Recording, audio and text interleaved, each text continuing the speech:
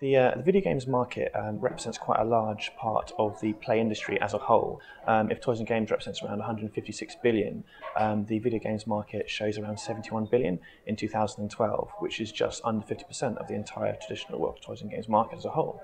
And so when looking at this, it's very interesting for investment opportunities when splitting out the two different sectors. If we were to focus on the console market, we can see that historically it's been quite a cyclical industry.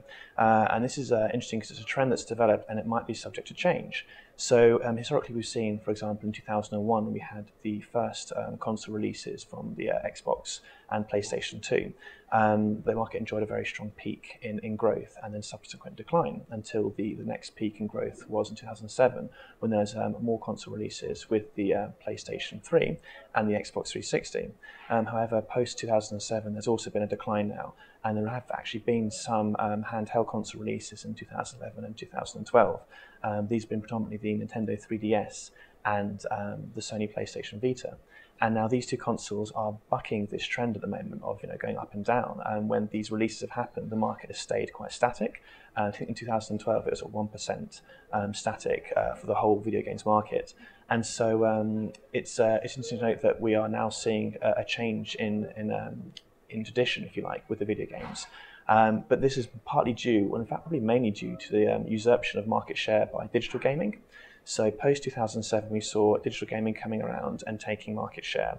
And then if we look at the forecast for digital gaming as a whole, it represents from 2012 to 2017 around $15 billion US.